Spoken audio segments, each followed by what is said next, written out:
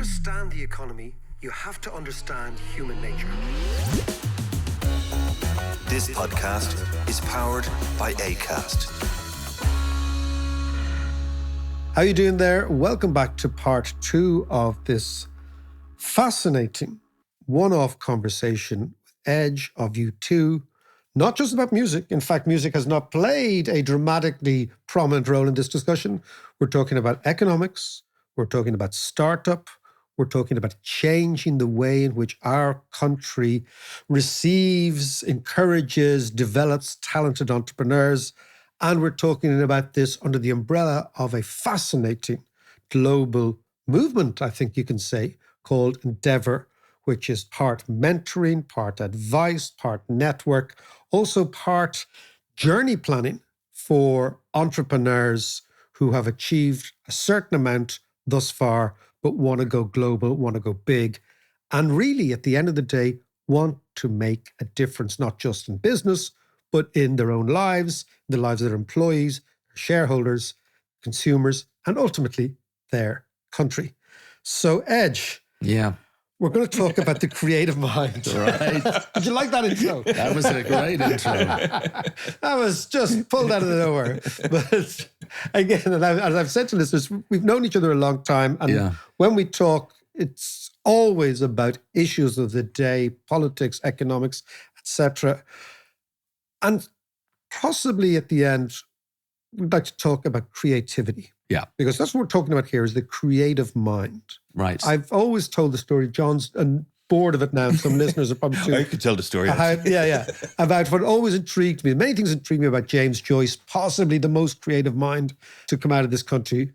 Certainly up there. But what always intrigued me was that James Joyce, before he became a published novelist, was in 1909 the first man who set up a cinema in this country. Brilliant. So it was like the portrait of the artist as a young entrepreneur. He set up a cinema called the Volta cinema in Mary Street. Now, what had always intrigued me about that story was that the mind that wrote Ulysses, and basically the mind that tore up the novel and said, I'm going to create something completely new here in literature, was also the same mind that says, I want to be commercially adventurous and creative.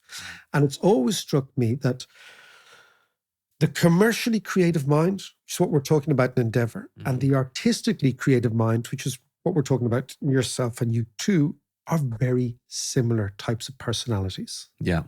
So, I would say kind of identical, really.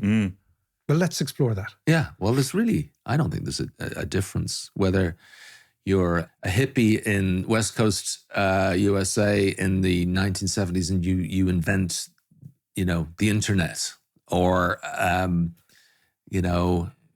Microsoft, you're Bill Gates, you're Paul Allen, you come up with this software system. Or if you're a rock and roll band, it's the same instinct. It's to imagine something that doesn't exist and to try and make it real because you have that vision and that instinct to innovate. Crucial to both. And it's something that's so important as we face kind of global challenges, particularly not just economic challenges, but like climate change challenges. That's what's going to help. That's how we'll get out of these problems, is through innovation and creativity.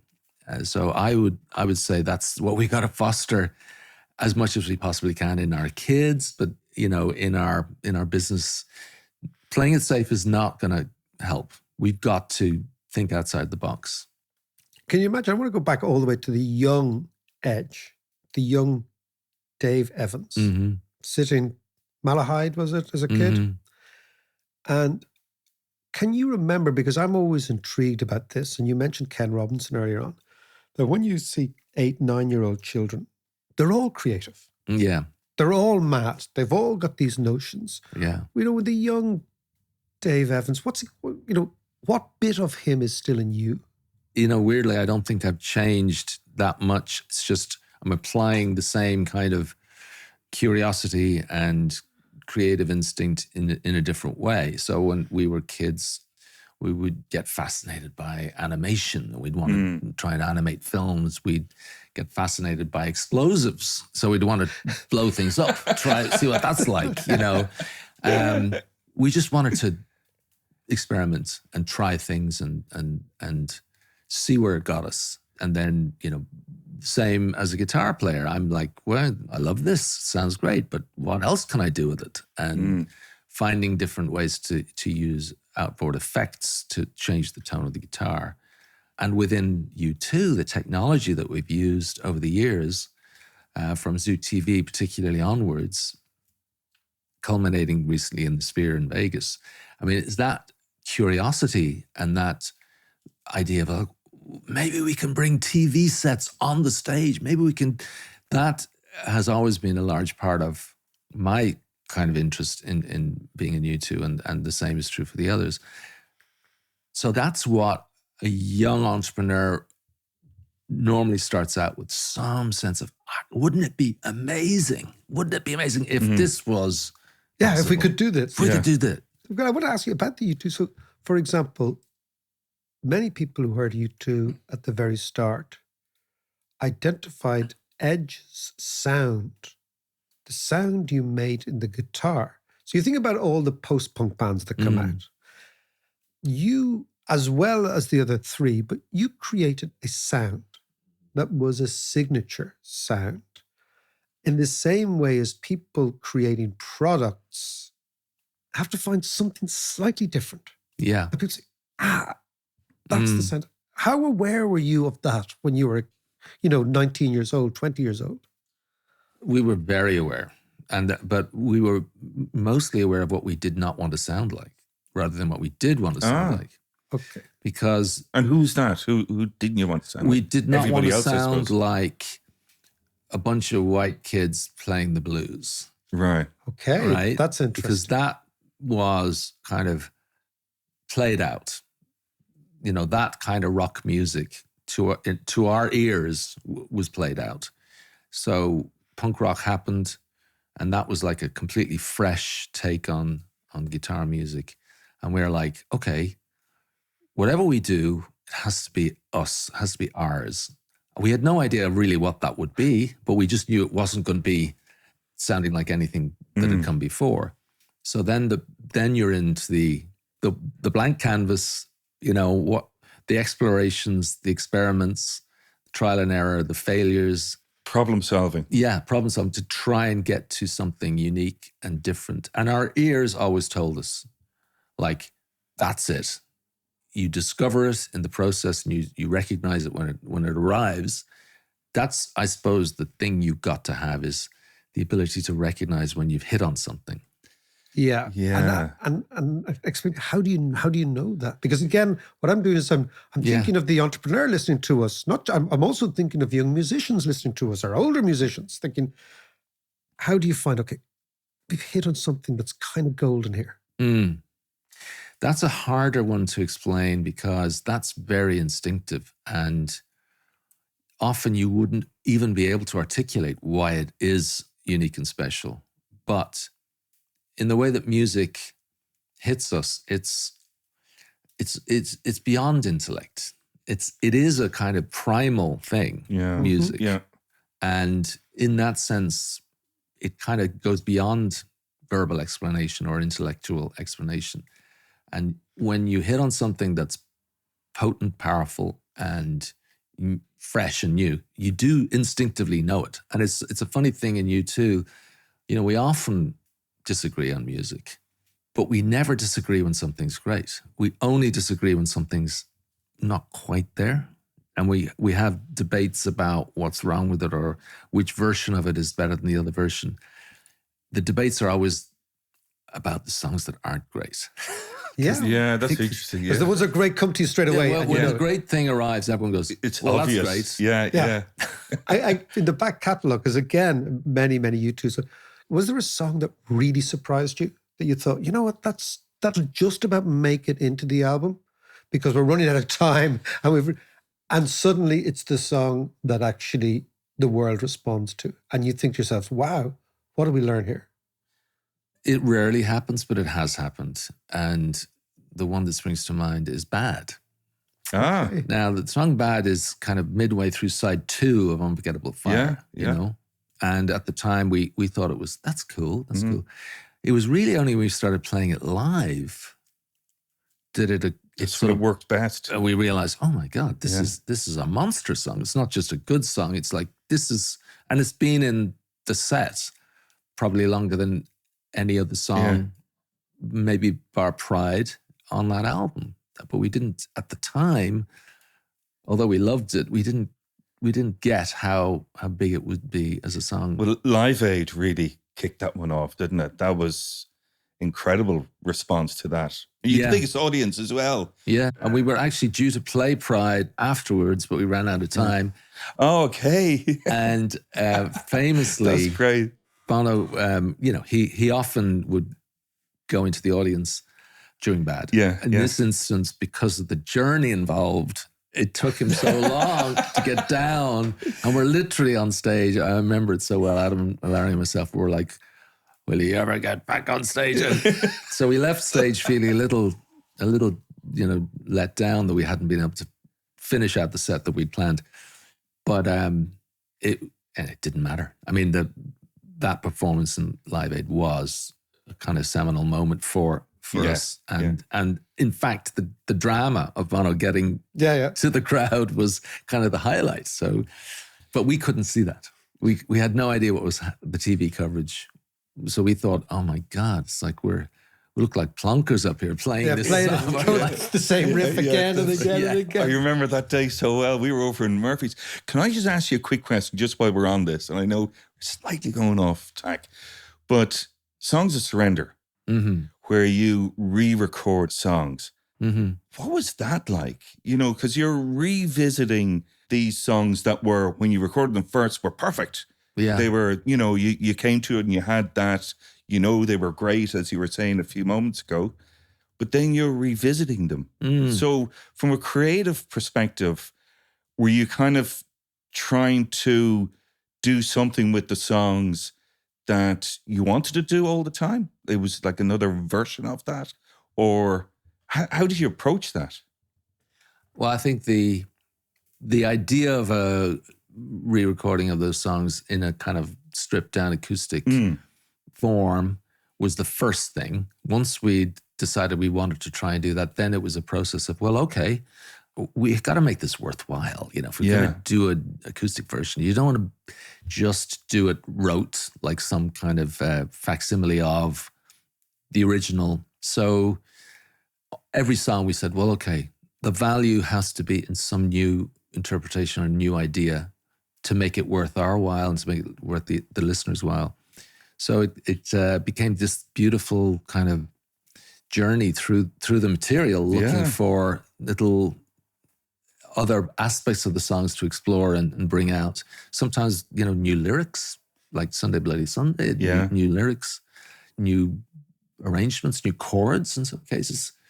So it was fun, actually. Yeah. And I did a lot of the initial work on my own, but then with the others, we would sit down and I'd play them some stuff. They'd be like, well, that doesn't really work, but we'll try that one again. And so it was a playful, very quick. We didn't spend a lot of time, it was a month or so just experimenting and trying them. And then the proof was always like when Bono sang, like, does this happen or not? And some we had to scrap and start again, but a lot of them really came together. And that was the moment when he would sing, you'd know instantly, okay, this is going this somewhere. is working. Yeah. It was an interesting, just a really curious way of kind of, reinventing. Yeah. And revisiting it. I love the album, by the way. I like it too. I haven't listened to it for a while, but yeah, some of them I discovered some things. I'm like, oh, I wish I'd done that on the original. Yeah. But you must do that all the time. You must do that all the time.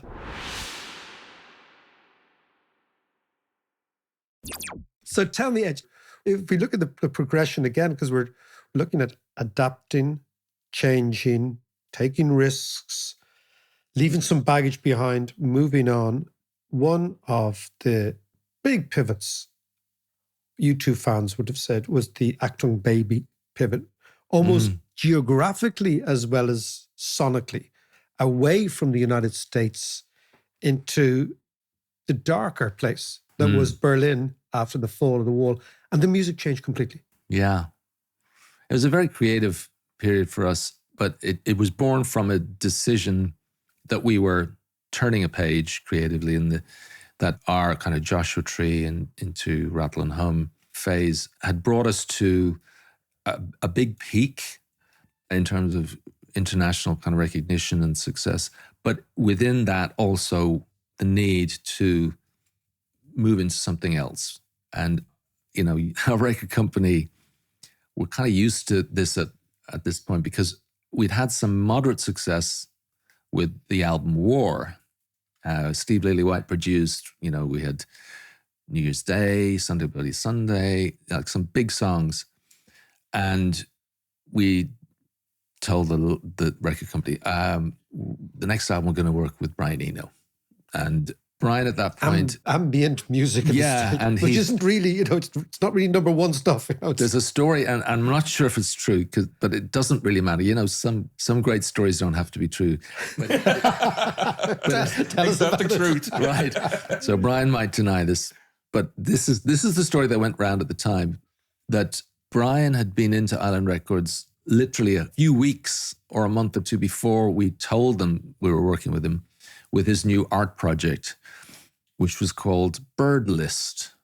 And it was like a 15-minute track with some ambient music and Brian going, seagull, robin, oyster catcher, whatever the hell it was. And right now, cut to 2 weeks later, and you two come in and say, yeah, we're not going to do the next one with Lillywhite. We're going to work with Brian Eno. They almost lost their minds with apprehension and concern. Yeah.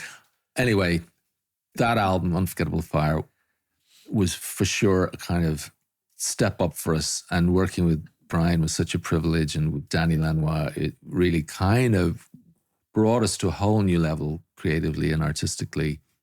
And their help was crucial in that. So we'd done that once before. When we got to the end of the Joshua Tree, it's like, okay, this is a proper like change of direction, and we don't know where we're going, but we're going to do something quite different. And one of the breakthroughs was understanding that, and this was an Eno quote, I think, you know, yeah, I'm used to like the New York scene where everyone's like, you know, there's a sort of layer of irony to everything. Everyone's like, there's a sort of wink and a nudge, and it's very stylized. He says, you guys, it's just full on earnest, like hearts on sleeves. It's soulful. It's like gospel music, what you're doing. It's so different. And we were like, that's true. And then we got to the end of this period and we realized, wow, we kind of done the earnest thing to the point where it's kind of played out. Yeah. We have to now find some other light and shade in the way we approach our ideas. So Bono found these fly sunglasses, and he was like, you know, we're all obviously big Bowie fans. It's like, okay, maybe it's like time to really go into a more theatrical mode. Something we'd experimented early on with, like on our live shows in McGonagall's, we always had little touches of this. And with Gavin, you know, the version was very theatrical. Yeah. So it was there, but we hadn't really gone into that side of our work for a while. And so that was the beginning. Okay, there's this persona, the fly, and we're going to allow him to be the kind of the point of view that these songs are written from in certain cases. So on Actung Baby, you've got the fly song, and you know, you got Mysterious Ways. You've got a lot of songs which do not sound like anything like U2 from previous records. And we really set out to deconstruct the band in a way. As I think Larry said, you know, we were busy chopping down the Joshua Tree on that record. Exactly. And that was, so it was really a conscious decision, but again, another blank canvas. Like, we don't know where we're going, but we just know we're not going there anymore. We're going somewhere different. And Bono and I also did a soundtrack for A Clockwork Orange, just leading up to starting work on Acting Baby. So we were deeply into sampling and experimental use of sounds. And I was listening a lot to industrial music, and some of the underground stuff that was coming out at the time was really fascinating and a completely different take on what a band should sound like. So again, we didn't want to copy any of that work, but we did allow it to percolate through our approach to sound and song structure. So yeah, it was just, again, experimentation. That was it. But this is where I come back to this idea of the economics of Schumpeter, the gales of creative destruction. You have to destroy something to create something. This was what Schumpeter was all about. And his idea was you can't preserve in the economy. So the politician's urge in the economy is to preserve. It's like, we are who we are. We have a big, let's say, semi-state company. It does kind of more or less what's on the tin. Let's keep going. Let's preserve that. But the Schumpeterian idea is, no, let the market decide, let people decide, let the consumer decide what they want, and give them something and see what they want, but you're constantly pushing boundaries. And that's what the creative economy, your Palo Altos of this world, for example, are constantly in what I would call an Acting Baby mood. They're changing all the time, but they have, because they're not sitting on their laurels. They're introducing new products, some of which work, which don't work, which comes back to this idea that the creative artist and the creative commercial mind are constantly in what I would call the theater of jeopardy. You're on the stage of public risk all the time, and nothing is guaranteed. True. And so when you two make those moves, you're going to get as many fans pissed off saying, I can't believe I wanted 5 Joshua trees. I didn't want this Acting Baby. But you're creating a whole new, within every product, you create new consumers. And is there a lesson there for your endeavor entrepreneurs? Yeah, not to be scared of taking risks, to realize that not to take risks is its own strategy, which ultimately will lead you nowhere. And have the confidence, I suppose, to put yourself out of your comfort zone. Yeah, to kind of also believe in your own process. But I mean, that's not a call to be reckless. That's really called to be super aware and awake to opportunity, and not just be complacent about what you've got going, because if you're awake to opportunity and you're taking risks, then you're going to open up new avenues and find new exciting things to explore. But if you don't take any risks, I think you're just going to be left in the dust. There's a vulnerability to that, though, as well. When you, as you were saying before, when you come up with an idea and you all instinctively know this is a good idea, but then you present it to the world and you're not sure if the world is going to agree or not. But that's the vulnerable bit and the brave bit as well. Yeah, of course. And we have got it wrong in the past at times, as any risk-taking concern does. You fall on your face. But it's like that Sam Beckett quote, when asked what's any advice? What is it? Fail again. Keep failing, fail better. Yeah. The fail better is that's it. Yeah. And that's what keeps life going. Right. Yeah. And not be afraid to fail. And that's one of the things in the Irish startup entrepreneur culture is a little bit of, I better not fail. So what tends to happen is you get a company that's kind of just about surviving. And rather than them going, that didn't work, pull the plug on that, now what's next? They kind of take a very long time to fail. Yeah. And it's no big deal. Particularly in America, people will invest more in a sort of entrepreneur who's had a couple of failures and is going for a second, third, or her second or third company than somebody who's fresh out of college seems to be, going for it. Because they know failure is where you learn. Yeah. You don't learn from success. Success is sort of just, you take for granted. But when you fail, that's a lesson you learn. Is it because we're not very forgiving as a society? We don't forgive failure. I mean, you could forgive yourself for failure, but everybody else around you. I think it might be a little bit of that. And I think in America, things move fast. There's always something new happening. It's sort of forgotten very quickly. Yeah. Yeah. Irish people have long memories. Yeah. Very long memories. But let's actually explore this idea a little bit, because what the Americans have also, not just networks, they have a deep pocket culture where there is the finance in the United States. It's like a tap that's almost always on. Whereas in Europe, not just in Ireland, in Europe, it's a tap that has to be jammed open. Right. Do you think part of our hopeful potential success will also be a different attitude to the power of capital? And that's what I mean. So capital unlocks amazing things. Whereas in Europe, there is what I would call almost an instinctive obsession with savings. So people save a lot. They don't invest. They don't risk capital.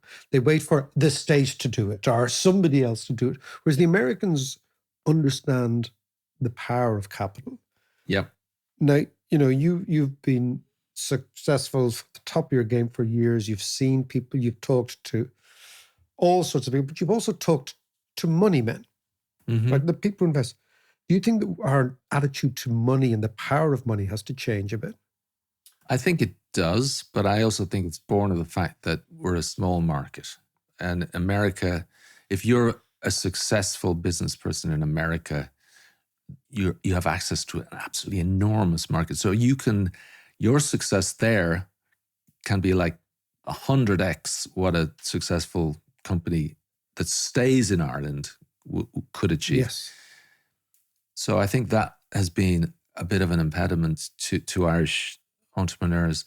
They know as successful as they can ever be in Ireland, it's never actually enough. They have to go to Europe, to the UK, or most likely to America. And that's where if they do have a success, that's where they'll ultimately really see the results.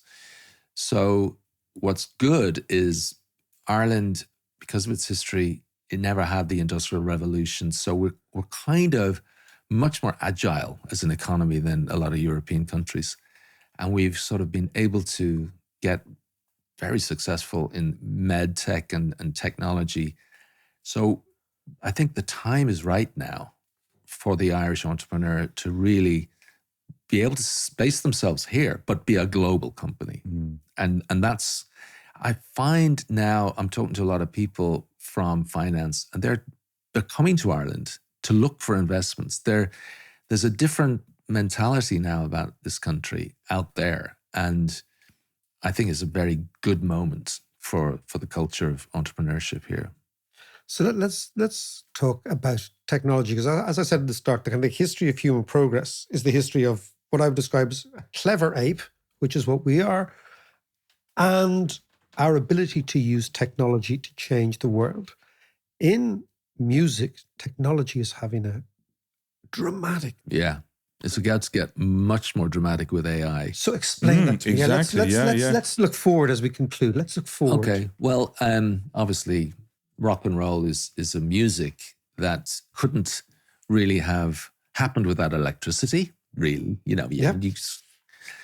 It's about amplifiers and guitars and, PAs, whatever. Yeah. So, and then you got like the fuzz box and the wah-wah pedal and all these kind of gadgets that really allow guitars to have a color and a personality.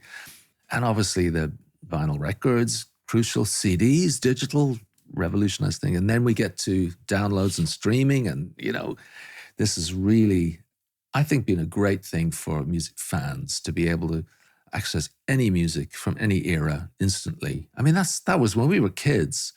If you heard somebody, had a Jimi Hendrix record, you kind of walk across town to be able to hear Jimi Hendrix or whatever it was. And as you said before, I was waiting for the Thursday night Top of the Pops. Right. That was our exposure to new music. Yeah. So now it's a sort of in some ways, you might argue it's become a little bit more of a commodity. It's almost like, you want music, you turn on the tap, and there it is. It hasn't got quite the rarefied quality it used to have.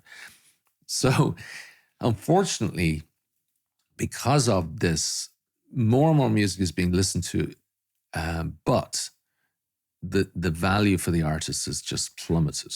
Like it was, the heyday was probably the CD era. That's when artists were really getting well paid for their work because they were cheap enough to produce. The record labels at the time said, "Oh no, these are way more expensive than vinyl records, so we have to charge you a bit more for the manufacture." In fact, they were dirt cheap. Yeah. But they still charge you a lot. Right? So it's a little bit of a for the artist. Yeah. But now subsequently, the streaming is driving down the revenue stream for artists, and it's really a worry because it's almost impossible now to make ends meet if you're just starting out. Yeah. And then touring, which is actually still profitable if you're playing in front of a decent sized crowd, it doesn't happen overnight. It's very rare. Most bands have to go through years of small crowds, clubs, theaters, whatever, arenas. Once you get to the arenas, like the Point Depot, whatever, that's where you can start to actually make ends meet and do well. But that takes years. Yeah. So that's that kind of valley of death between, you're starting out and then you just got to hope that you make it through somehow financially to the point where you're selling enough concert tickets to make it. That's tough. And I'm really concerned we're just going to see things like so difficult that artists, a lot of people just not even go into music. And then the ultimate specter, unfortunately, is AI. Velvet Sundown and the like. Yeah, I mean, I've got mixed feelings about it. Like on one hand, I think if they work at it right, it could be a means for artists to collaborate with each other in a way that they couldn't otherwise, where, if you imagine that the AI knows my work intimately, knows every kind of idea I would ever come up with on guitar. So I can sort of lend my IP, if you want, to another artist for a song that they want to record or write. So, but maybe I might get something out of that. I could see that model working. Like, do you mean that you'd allow AI to come up with an edge-like riff? Well, if it was something I could approve of. Think about this, like, now, unfortunately, Marilyn Monroe is not with us, but say her estate is approached and they want Marilyn Monroe in a movie. They might say, okay, if we like the script, we think that she's good in this AI version, I think that's valid. Yeah. If there's approval involved. Because it's ultimately her likeness, her personality, her voice, everything that she was as an actor being reapplied in a new context. Even though it's AI generated, it's based on her. Yes. So I can see that happening in other creative forms. But the problem is that's not what's happening today in AI generated music. What's happening is the AI models are like the language models. They're going into the catalog of music and they're hoovering up all the ideas willy-nilly, like everything is going into the AI. So when you go to the AI composing software and you say, I want a country song with this lyric, it'll spit out a song in 3 minutes. Now, the good news is most of them are terrible. Yes, that is the good news. Yeah. But they will get better. But they will. Absolutely. I've experimented a bit and was reassured, no, this is terrible. And then it came up with something, going, oh, that's actually A riff of good. yours, for example. No, well, actually, to their credit, they do not allow direct. Like if you went on and said, I want a U2, it won't do it.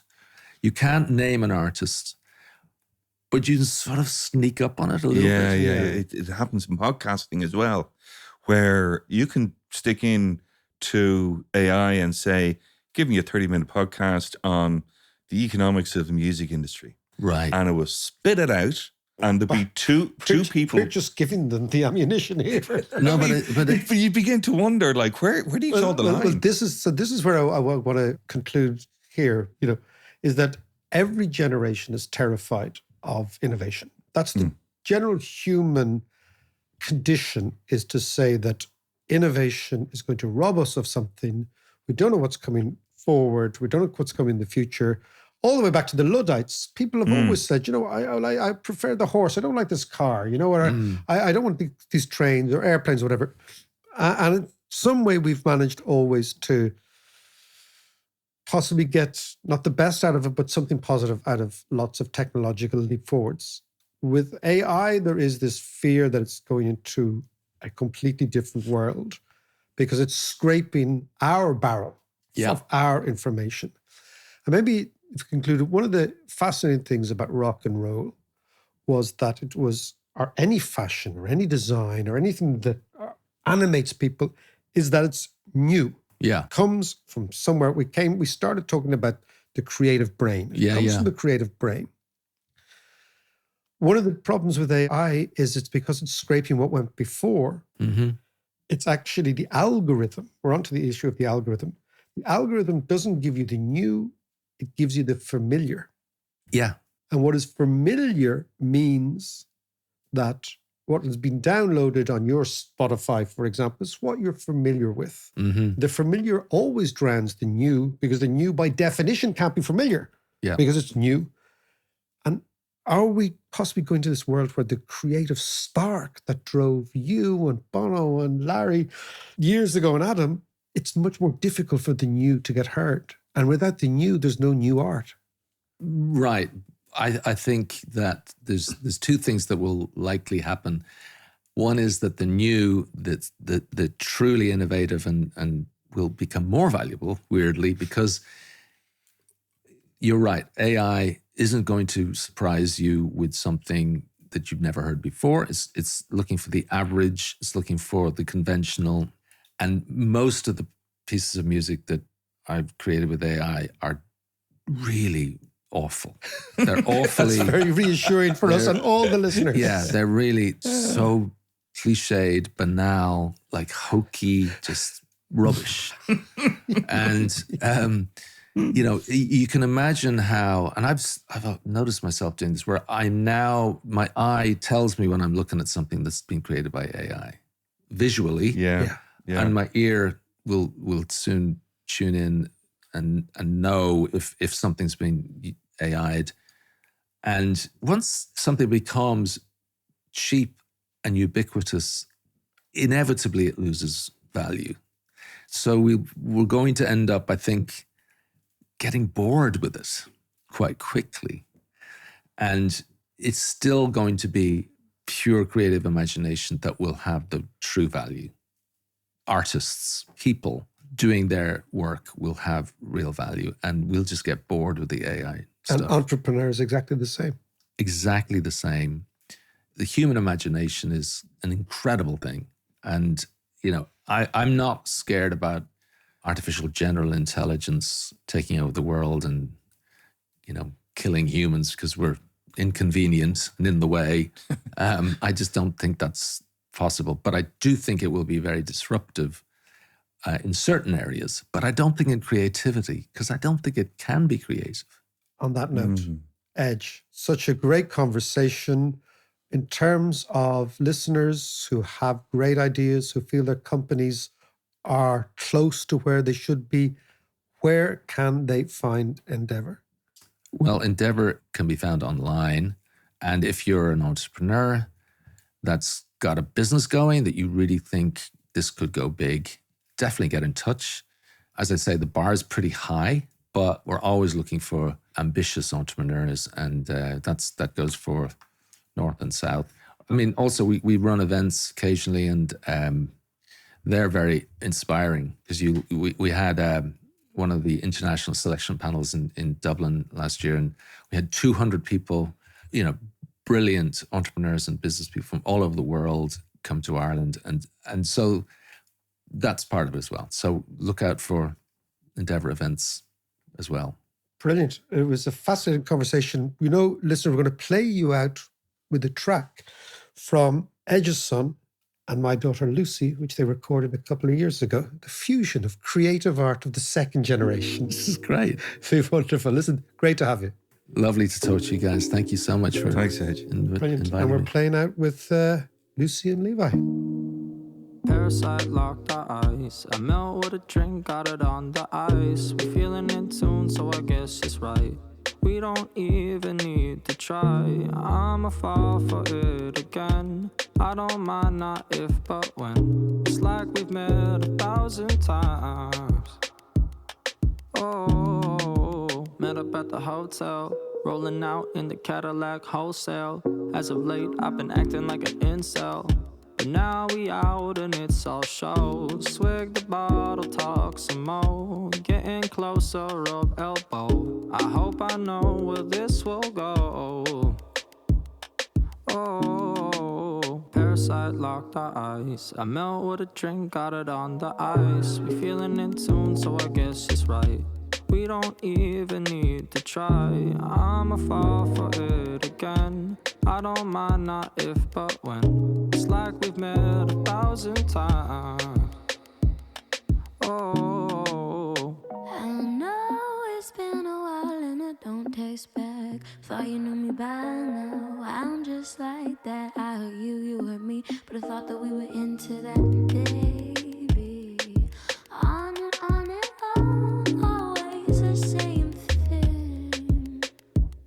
Whoa. parasite locked our eyes. I melt with a drink, got it on the ice. We feeling in tune, so I guess it's right. We don't even need to try. I'ma fall for it again. I don't mind, not if, but when. It's like we've met 1,000 times. Whoa.